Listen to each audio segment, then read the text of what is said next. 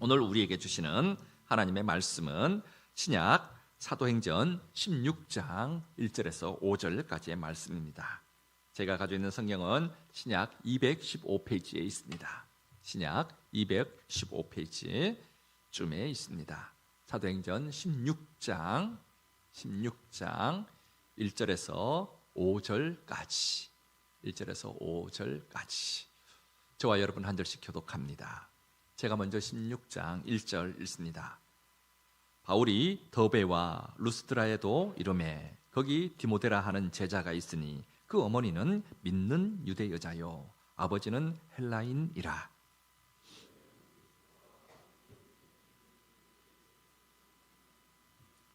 바울이 그를 데리고 떠나고자 할새 그 지역에 있는 유대인으로 말미암아 그를 데려다가 할례를 행하니 이는 그 사람들이 그의 아버지는 헬라인인 줄 다 알미러라.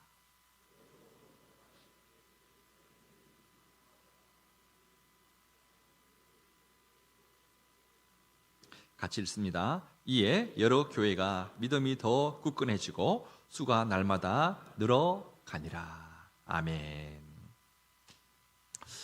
제가 부교육자로 10년간 섬겼던 그 교회에서 그 교회에 제가 30대 중반에 처음 갔는데 그때 제가 맡았던 사역이 교구랑 우리 어르신 사역이었습니다.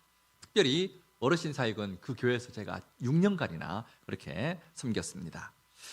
그 교회는 우리 어르신 모임이 수요일 오전에 매주일 그렇게 있었습니다. 수요일 오전에 모임이 있었는데 어르신 모임을 맡고 나서 고민이 많았습니다. 어떻게 하면 잘 섬길 수 있을까? 어떻게 하면 좀 잘 해볼 수 있을까? 고민하다가 이렇게 해볼까? 저렇게 해볼까? 많이 고민했는데 결론은 이거였습니다. 이런저런 꼼수 부리지 말고 진심을 다해서 그냥 섬기자 하는 그런 결론을 가지고 그러면 어떻게 진심을 다해서 섬길 수 있을까 생각하다가 우리 어르신들이 모임 시간에 오시잖아요. 그러면 조금 일찍 나가서 이제 교회당 앞에 나가서 오시는 어르신들 인사하고 손잡아 드리자. 그렇게 생각을 하고 이제 제가 맡은 첫날부터 그렇게 시작을 했습니다. 어떤 어르신들은 굉장히 일찍 오십니다. 그래서 1시간 전쯤에 모임 1시간 전쯤에 나가서 어르신들 오시면 한 분 한 분 이렇게 깍듯하게 인사드리고 또 손잡아드리고 그렇게 했는데요. 처음에는 다들 이 젊은 목사가 왜 이러시나 하는 그런 표정으로 보셨습니다. 그런데 한 주, 두 주, 한 달, 두 달이 지나감에 따라서 우리 어르신들이요 굉장히 좋아하셨습니다. 그래서 그 교회는 이제 문이 2개였는데 원래 집에서 오시면 이렇게 작은 문으로 오셔야 될 분도 일부러 이렇게 돌아와서 이렇게 와서 저를 만나고 이렇게 악수하고 그렇게 들어가는 분들도 계셨습니다. 자, 저는 우리 어르신들과의 접촉점을 이렇게 손잡아 드리는 것 여기서부터 시작했습니다. 효과는 대단했습니다. 우리 어르신들이요 마음의 문을 활짝 열어 주셨고 또 제게 많은 사랑을 주셨습니다. 심지어 어느 한 권사님은요 마지막 천국 가실 때 제 얘기를 하시면서 천국 가셨다. 그 유족들이 저에게 알려주셨습니다. 이렇게 많은 사랑을 받았습니다. 손잡아 드릴 뿐이었는데 그것이 접촉점이 되어서 우리 어르신들이 마음이 열리고 그 모임이 따뜻해지고 그래서 그 모임이 계속해서 모이는 어르신들이 많아졌었습니다. 자, 오늘 말씀에도 보면 사도 바울이 복음을 전하기 위해서 특별한 접촉점을 준비합니다. 그것이 뭔지 우리 한번 찾아보면서 그렇다면 이 말씀이 우리에게 주시는 교훈은 무엇인가 한번 찾아보도록 하겠습니다. 오늘 우리가 함께 읽은 그 본문은 사도 바울이 제2차 선교 여행을 딱 시작하는 그 본문입니다. 자, 그러면 2차니까 1차는 어땠을까? 우리 잠시 지난 생각을 하면서 되돌아 보려고 합니다. 제 1차 전도 여행은 시작을 배를 타고 지중해 바로 앞에 있는 그 섬인 구브로 섬, 그러니까 바나바의 고향이었던 구브로로 먼저 가서 복음을 전하고, 거기서 이제 배를 타고 이제 주로 지금의 터키 남부 지방인 갈라디아 그 지방으로 가서 그렇게 복음을 전했습니다. 주로 갈라디아 지방, 터키 지방의 동쪽에서 서쪽으로 이동하면서 그렇게 복음을 전했습니다. 자, 우리나라 지형으로 그냥 쉽게 설명하자면 이렇습니다. 서울에서 이제 배를 타기 위해서 인천으로 가서 인천에서 배 타고 강화도에 가서 강화도 주민들에게 복음을 전하고, 또 배를 타고 이제 남쪽으로 내려와서 평택항에 도착해서 거기서 내려가지고 이제 충청도 사람들에게 복음을 전하고, 이제 강원도로 넘어가서 강원도 사람들에게까지 복음을 전했다.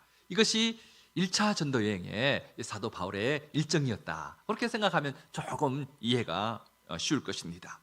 그런데 오늘 2차 이 전도 여행은 이 바나바와 마가가 이제 팀을 이루어서 먼저 배를 타고 구브로 섬으로 갔기 때문에 이 두 번째 팀인 이 바울과 실라는 1차 때와는 반대 방향으로 갑니다.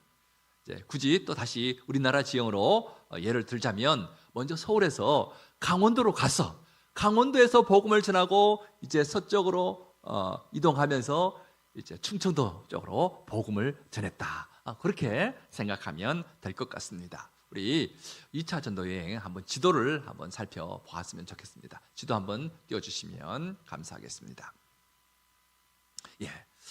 자, 여기 첫 번째 시작점이 어디입니까? 안디옥이죠. 안디옥은 여기 수리아 안디옥입니다. 여기 이 지역에 안디옥이 여러 곳이 있는데 이제 수리아 안디옥, 저기가 우리가 성경에 나오는 안디옥 교회도 있고 사도 바울의 이 선교의 본부입니다. 자, 안디옥 교회에서 어디로 갑니까? 다소로 가죠. 근데 여기는 나소로 되어 있는데 다소입니다. 다소는 이 사도 바울의 고향이죠. 거기서 처음 자기 고향 다소를 지나서 처음 도착한 도시가 어디입니까? 데베입니다. 더베입니다. 더베. 이 더베는 제 1차 전도 여행 때 마지막으로 들렸던 그 동네입니다. 근데 2차 전도 여행 때는 반대로 제일 첫 번째 도착한 곳이 이 더베입니다. 자, 이곳에서 서쪽으로 한 30km를 걸어가면 루스드라가 나옵니다. 여러분, 루스드라 찾으셨습니까? 보입니까? 예. 자, 루스드라. 거기서 조금 위쪽으로 가면은 무엇이 나옵니까? 이고니온이 나오죠. 오늘 여기까지 볼 겁니다. 그리고 오늘 이 본문에 있는 말씀이 있었던 곳은 루스드라 저기입니다. 루스드라. 자, 저기입니다. 자, 이제 다시 이제 화면을 켜주시고요. 자, 사도 바울이 더베를 지나서 루스드라에 도착했는데 이 루스드라는 1차 전도 여행 때요 좀 특별한 일이 있었던 곳입니다. 태어나서 한 번도 일어서 본 적도 없고 걸어가 본 적도 없던 어떤 한 사람을 건강하게 벌떡 일어서게 한 그런 곳입니다. 그래서요, 사람들이 그 루스드라 사람들이 너무 놀라서 바울과 바나바를 신호로 생각하고 바울과 바나바 앞에서 제사를 드리려고 했던 곳입니다. 그래서 자기들이 이 바울과 바나바가 우리는 여러분과 똑같은 사람이라고 해서 이렇게 만류했던 그곳이 바로 이 루스드라입니다. 근데 이 루스드라에서는 이렇게 좋은 일도 있었지만 끔찍한 일도 있었습니다. 유대인들이 몰려와서 바울을 돌로 쳤습니다. 그래서 피투성이가 된 채 의식을 잃은 이 바울을 이 유대인들이 질질 끌고 성 밖으로 나가서 던져버린 곳이 바로 이 루스드라였습니다. 자, 이렇게 많은 일들이 있었던 이 루스드라에 바울과 실라가 다시 도착한 것입니다. 그때 실라는 이제 처음이지만 바울은 두 번째 아닙니까? 또한 특별한 경험들이 많은 곳이 이 루스드라 아닙니까? 아마 감회가 새로웠을 것입니다. 바울은 이곳 루스드라에서 특별한 한 사람을 만납니다. 그 사람이 누굴까요? 자, 1절 말씀에 나옵니다. 오늘 본문 1절 우리 함께 읽겠습니다. 바울이 더베와 루스드라에도 이르매 거기 디모데라 하는 제자가 있으니 그 어머니는 믿는 유대 여자요 아버지는 헬라인이라. 디모데의 어머니는 유대 여자입니다. 그런데 특별히 믿는 유대 여자라고 그렇게 강조합니다. 유대인이었지만 예수님을 믿는 그런 여인이었다 하는 거죠. 그리고 디모데의 아버지는 헬라인이었습니다. 헬라인이면 이방인이죠. 이 유대인들은요, 자기 민족 외에는 다른 모든 사람들을 이방인으로 그렇게 생각을 합니다. 그래서 어머니는 유대인이고, 그리고 아버지는 이 헬라인, 이 그리스인, 이방인 사이에서 태어난 아들이 바로 이 디모데입니다.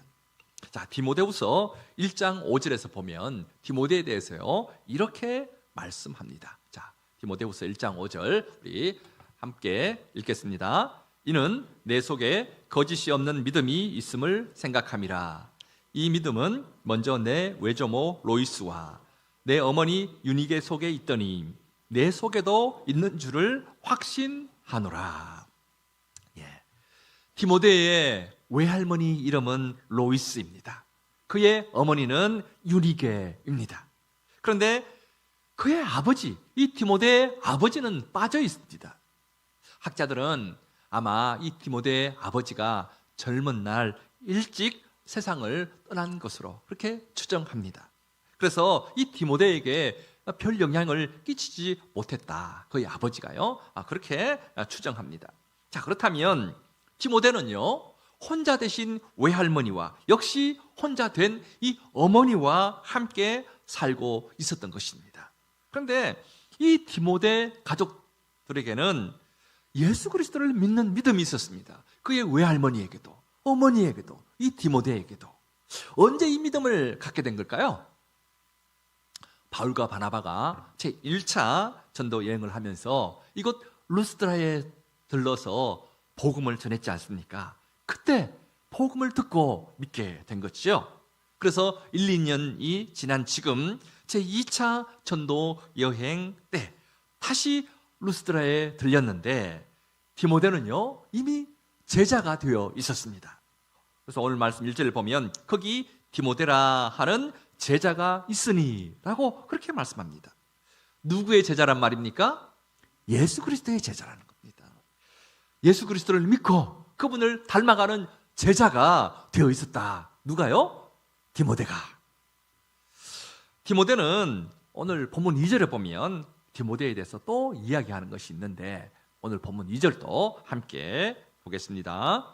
디모데는 루스드라와 이고니온에 있는 형제들에게 칭찬받는 자니. 디모데는 자기가 나서 자란 이 루스드라뿐만 아니라 이곳에서 약 한 45km 정도 떨어져 있는 이고니온, 우리 아까 지도에서 한번 잠시 보았던 그 이고니온에 있는 사람들까지도 이 디모데를 칭찬했다. 그러니까 디모데는 자기 고향뿐만 아니라 그 주변에 있는 여러 마을들에 있는 이 예수 믿는 사람들에게도 칭찬받는 그런 사람이었다 하는 거죠. 자, 이 칭찬받았다 하는 이 말이요, 그냥 한두 번 칭찬받았다 하는 정도가 아니라 계속해서 칭찬을 받아왔다 하는 그런 뜻입니다. 한마디로 디모데는 자기 고향과 그 주변에 있는 모든 사람들에게, 이 믿음의 사람들에게 특별히 칭찬받는 그런 주님의 제자였습니다. 자, 그런데 여러분, 이렇게 칭찬 많이 받는 이 디모데의 나이가 그때 한 몇 살쯤 되었을 것 같습니까? 몇 살쯤 되었을까요? 학자들은 그때 바울이 2차 전도 여행 갔을 때 그때 디모데의 나이가 18살쯤 되었을 것이다. 그렇게 추정합니다. 젊습니까? 아니면 나이가 많이 들었습니까? 굉장히 젊다 못해 어리지요. 18살이면 지금 우리 고2, 고3 정도 되는 그 정도 나이입니다. 청소년이지요. 그럼에도 불구하고 이렇게 귀한 믿음의 사람이 되어 있었습니다. 바울은요, 디모데를 보고 나서 이 전도 여행에 이 친구랑 함께 하고 싶다 하는 마음이 들었습니다.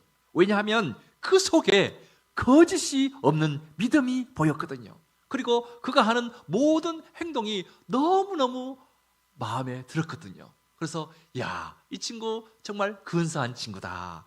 예, 함께 전도 여행을 하면 좋겠다 하는 그런 생각이 들었습니다. 그리고 이 친구를 잘 가르쳐서 나중에 주님의 귀한 사역자로 키워봐야지 하는 그런 생각까지 가지게 했습니다.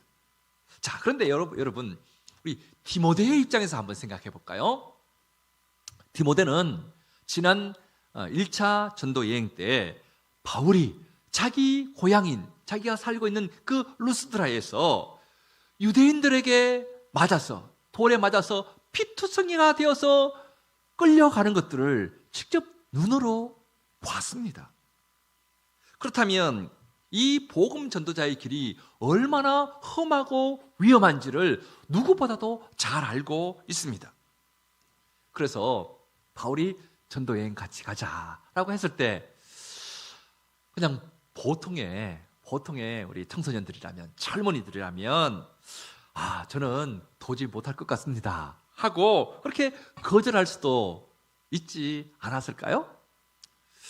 근데요, 이 디모데는 일말의 망설임도 없이 바울과 신라를 따라 났습니다. 참으로 이 어린 친구가, 젊은 친구가 참 대단합니다. 바울이 욕심낼 만한 그런 인물이었습니다. 자, 그렇다면 여러분, 이 디모데의 외할머니와 이 어머니의 입장에서 한번 생각을 해 봅시다. 그들은 남편을 잃고 혼자가 되어서 살고 있는 그런 여인들입니다. 그들에게 유일한 희망은 이 디모데입니다. 아직 18살밖에 되지 않는 이 아들이요, 또한 손자가 이 험한 복음 전도자의 길을 가겠다라고 합니다. 여러분 어땠을까요? 여러분 어땠을까요? 쉽지 않지요. 어쩌면 할머니와 어머니의 유일한 희망이었던 이 디모데입니다. 근데요, 할머니와 어머니도 이 귀한 아들, 이 손자를 바울과 함께 보냅니다. 유일한 소망이었던 아들, 눈에 넣어도 아프지 않을 그런 이 손자가 안정된 모든 것을 다 버리고 힘들고 위험하고 고통이 따르는 이 복음 전도자의 길로 간다고 하면 정말 마음이 힘들었을 것입니다. 저도 만약 우리 딸이 모든 좋은 조건 다 내려놓고 선교사랑 결혼해서 아프리카 오주로 간다고 하면 제 마음이 무척 힘들 것 같습니다. 아마 우리 아내는 맨날 며칠 울 것 같습니다. 아무튼 이렇게 보낸 디모데는 사도 바울에게는 특별한 사람이 됩니다. 바울과 함께 동역했던 사람들은 굉장히 많았습니다. 근데요, 그 많은 사람들 중에 내 아들이다, 이 사람은 내 아들이다 라고 했던 사람은 단 한 명이었습니다. 누구였을까요? 디모데였습니다. 바울이 기록한 신약 성경이 모두 13권입니다. 13권인데 그 중에 10권의 성경에서 이 디모데의 이름이 나옵니다. 그만큼 디모데는 바울에게 있어서는 특별한 사람이었습니다. 바울에게 있어서 특별한 사람이라면 우리 하나님으로부터도 특별한 사람인 것이죠. 자, 이런 디모데라고 하는 이 귀한 인물이 나오기까지는 물론 그의 결단도 있었지만 그의 외할머니 로이스와 그의 어머니 유니게의 희생과 기도가 있었다 하는 거지. 여러분의 자녀와 여러분의 손주들이 믿음의 사람답게 잘 성장하기를 바라시죠? 그렇다면 여러분의 섬김과 여러분의 희생과 무엇보다도 여러분의 기도가 필요합니다. 이것을 잘 기억하시고 오늘부터라도 여러분의 자녀와 손자, 손녀들을 위해서 매일매일 기도하는 그런 저와 여러분 되기를 바랍니다. 자, 이제 이 선교팀에 디모데가 합류했습니다. 본격적으로 전도 여행을 이제 하기 전에 바울은 특별한 일을 하나 합니다. 그 특별한 일이 뭘까요? 3절 말씀에 나옵니다. 우리 3절 말씀 우리 한 목소리로 같이 읽겠습니다. 바울이 그를 데리고 떠나고자 할새 그 지역에 있는 유대인으로 말미암아 그를 데려다가 할례를 행하니 이는 그 사람들이 그의 아버지는 헬라인인 줄 다 알미러라. 바울은 본격적으로 전도 여행을 하기에 앞서서 디모데에게 할례를 행합니다. 근데 여러분, 바울이 자기 손으로 이 디모데에게 할례를 행하는데요. 그런데 이것은 그동안 우리가 몇 주 동안 봤던 이 바울이 주장했던 것과는 정반대의 일 아닙니까? 바울은 지금까지 예수 그리스도를 믿는 믿음으로 구원받는 것이기 때문에 이방인들은 굳이 할례를 받지 않아도 된다고 줄기차게 주장해 온 사람 아닙니까? 그런데 왜 갑자기 이 디모데에게 직접 할례를 행한 것일까요? 이유가 있습니다. 전도 여행을 하면 이방인들뿐만 아니라 유대인들도 많이 만날 것이기 때문에 그렇습니다. 디모데는요, 어머니가 유대인이었기 때문에 유대인들은 디모데를 유대인으로 그렇게 생각합니다. 왜냐하면 당시 그 유대 사회에서는요, 어머니가 유대인이면 자녀도 유대인이다 그렇게 생각을 했습니다. 그런데 제가 책을 보면서도 아버지가 유대인이고 어머니가 이방인인데 거기에서 난 자녀를 유대인으로 생각한다라는 그런 본 적이 없습니다.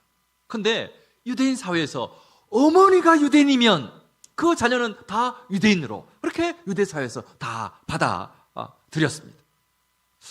그런데 이 유대인들은요, 할례 받지 않는 사람들과 접촉하는 것을 굉장히 싫어했습니다. 그래서 만약 이 디모데가 할례를 받지 않았다라는 것을 알면 유대인들은 이 같은 유대인으로 취급하는 사람이라 해도 할례 받지 않았다라는 것 때문에 아예 이 디모데를 멀리할 것이 분명했습니다. 그래서 바울은 이 디모데가 이방인뿐만 아니라 유대인들에게도 복음을 전하는 전도자의 삶을 살게 하기 위해서 자기 손으로 디모데에게 할례를 행한 것입니다. 여러분, 할례가 뭔지 알지요? 요즘 말로 하면 포경수술 하는 겁니다. 이렇게 할례를 해야만 유대인들과의 접촉이 가능했기 때문입니다. 바울은 할례가 구원의 조건이 아니다라는 것 누구보다 잘 알고 있습니다. 그렇지만 유대인들과의 이 만남의 접촉점을 만들기 위해서는 이 할례가 필요했던 것이죠. 그래야만 유대인들에게 복음을 전할 수 있기 때문입니다. 주 안에서 사랑하는 여러분, 우리 예수님은 하나님이십니다. 아들 하나님이십니다. 하나님이신 그분이 죄인인 우리 인간들과 접촉하기 위해서 그분은 하늘의 영광을 다 내려놓고 친히 사람의 몸을 입고 이 땅에 오셨습니다. 그리고 유대인들이 꺼려하던 그 사람들, 소외되고 힘든 사람들과 접촉하기 위해서 그들과 어울리셨습니다. 그래서요, 우리 예수님의 별명이 죄인과 세리의 친구다 하는 별명까지 있었습니다. 유대인들이 이방인처럼 여겼던 그 사마리아 지방에도 의도적으로 들어가셨습니다. 그래서 수가성에 있는 한 여인을 만나고 그에게 당신을 알리고, 그리고 그 마을 사람들에게 당신의 이 복음을 전하셨습니다. 이처럼 예수님은 유대인들이 이방인으로 여겨서 개처럼 그렇게 취급하던 사마리아 사람들과도 접촉하여서 그 땅에도 복음을 전하셨습니다. 그런데 예수님은 가난하고 힘들고 소외받은 사람들만 만난 것은 아닙니다. 니고데모나 아리마대 요셉 같은 그런 높은 사람들하고도 만났습니다. 이들은 이스라엘에서 70명밖에 안 되는 이 산헤드린 공회원의 일원이었습니다. 이들은 최고 엘리트 공무원이자 존경받는 사람들이었습니다. 이들과도 예수님은 접촉하셨습니다. 왜냐하면 이들 역시 복음이 필요한 사람이었기 때문입니다. 자, 그렇다면 우리 새광안 교회는 이 복음을 전하기 위해 어떤 접촉점을 만들고 있습니까? 먼저 우리 교회는 교회 주차장을 오픈해서 주중에는 누구든지 주차할 수 있게 그렇게 하고 있습니다. 이것 또한 우리 믿지 않는 주위에 있는 분들과 접촉점을 만들기 위해서입니다. 그리고 명절 때 교회 주변에 있는 어려운 우리 이웃들에게 온누리 상품권을 나누면서 그들과 접촉해 왔습니다. 여름 행사 때는 교회 마당에 수영장을 만들어서 주변의 어린이들을 초청해서 함께 즐겼습니다. 어린이들이 오면 그 부모들도 오거든요. 그래서 이들을 위해서 맛있는 식사도 준비하고 재미있는 게임도 준비하고 해서 이들과 함께하는 접촉점을 만들었습니다. 그런데 여러분, 이것만으로는 부족합니다. 앞으로 영혼 구원을 위해서 더 많은 접촉점들을 만들어내야 합니다. 그래서 하나씩 새로운 접촉점을 만들려고 노력 중에 있습니다. 아마 조만간에 특별한 접촉점이 하나 생길 겁니다. 그냥 여러분 교회 올 때마다 이런 게 생겼네 라고 눈으로 볼 수 있는 뭔가가 생길 겁니다. 그것이 무엇인지는 비밀입니다. 비밀입니다. 보시면 알게 될 겁니다. 자, 이제 하나님의 말씀 정리하겠습니다. 우리 예수님도 세상 죄인들을 살리기 위해서 접촉점을 만드셨습니다. 친히 인간의 몸으로 이 땅에 오셨고 인간의 삶으로 들어가기 위해서 많은 접촉점을 만드셨습니다. 사도 바울은 믿음의 아들 디모데가 이방인들 뿐만 아니라 유대인들에게도 마음껏 복음을 전하게 하기 위해서 할례를 행함으로 유대인들과의 접촉점을 만들었습니다. 그렇다면 저와 여러분도 우리 교회도 가족과 친지와 우리 이웃들과의 접촉점을 만들어야 하지 않겠습니까? 그래서 억만금을 주고도 사지 못하는 이 영생 없는 이 복음을 전해야 되지 않겠습니까? 그래서요, 그렇게 이 복음이 계속 전파되어서 우리 교회가 이런 교회가 되었으면 좋겠습니다. 어떤 교회요? 오늘 5절 말씀에 나옵니다. 우리 5절 말씀 마지막으로 한 목소리로 같이 읽습니다. 이에 여러 교회가 믿음이 더 굳건해지고 수가 날마다 늘어가니라. 바울 일행이 이 복음을 아시아에 있는 여러 교회들에게 전하고 그러자 여러 교회들이 믿음이 더 굳건해졌습니다. 더 성숙된 믿음을 가지게 되었습니다. 그리고 이와 더불어 양적인 수도 날마다 늘어갔습니다. 우리 교회도 이런 역사들이 일어나기를 바랍니다. 이미 예수 믿고 있던 우리의 신앙은 더욱 성숙해지고 그리고 복음이 전파되어서 믿지 않던 영혼들이 돌아와서 여기에 있는 이 빈자리들이 가득 채워지는 그런 놀라운 일들이 우리 새광안 교회에 일어나게 되기를 간절히 소망합니다. 이 일을 위해서 접촉점을 만들어야 합니다.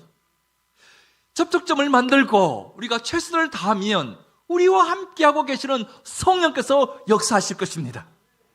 그래서 저와 여러분을 통해서 새 생명을 얻는 사람들이 이 자리에 가득 차게 되기를 주님의 이름으로 축복합니다. 우리 다 같이 일어나셔서 오늘 말씀을 생각하면서 이 찬양하겠습니다. 이 자리에 있는 우리 믿음의 사람들이 가득 찼어 함께 주님의 은혜를 나누고 그리고 누리기를 바라는 그런 마음으로 우리 아름다운 마음들이 모여서 주의 은혜 나누며 예수님을 따라 사랑해야지 우리 서로 사랑해 우리 힘차게 박수치면서 함께 찬양하겠습니다.